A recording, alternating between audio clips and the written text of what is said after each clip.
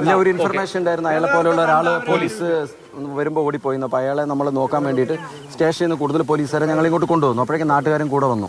അപ്പോൾ അത് അയാളാണോ ഇല്ലയോ എന്ന് നമുക്ക് പൂർണ്ണമായിട്ടൊന്നും പറയാൻ പറ്റില്ല. പക്ഷേ ഏകദേശം രൂപം കണ്ടപ്പോൾ അയാളെ പോലെ ഉണ്ടെന്നാണ് പോലീസുകാർ പറഞ്ഞത്. അതുകൊണ്ടാണ് ഞങ്ങൾ ഇങ്ങോട്ട് അതിനാണ് തെരച്ചിൽ ആരംഭിച്ചത്.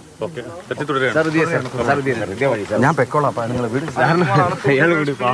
ആലത്തൂർ ഡിവൈഎസ്പിയുടെ പ്രതികരണമാണ് കേട്ടത്. അദ്ദേഹമാണ് ഈ അന്വേഷണ സംഘത്തിന്റെ തലവനായിട്ടുള്ളത്. രാത്രി മുഴുവൻ ഈ ഭാഗത്ത് തെരച്ചിൽ നടത്താനുള്ള ഒരു തീരുമാനമാണ് എടുത്തിരിക്കുന്നത്. അതായത് ഈ ചെന്താമരയെ കണ്ടു എന്നത് ഉറപ്പായും സ്ഥിരീകരിക്കപ്പെട്ടിട്ടില്ല. പക്ഷേ പല സംശയങ്ങളും ഇക്കാര്യത്തിലുണ്ട്. അതുകൊണ്ടാണ് പോലീസ് വ്യാപകമായൊരു തെരച്ചിലിലേക്ക് പോയിരിക്കുന്നത്. പോലീസ് മാത്രമല്ല, നാട്ടുകാരടക്കം ഈ തെരച്ചിലിന്റെ ഭാഗമാകുകയും ചെയ്തിട്ടുണ്ട്. നമുക്ക് ആ ദൃശ്യങ്ങളിൽ തന്നെ കാണാം.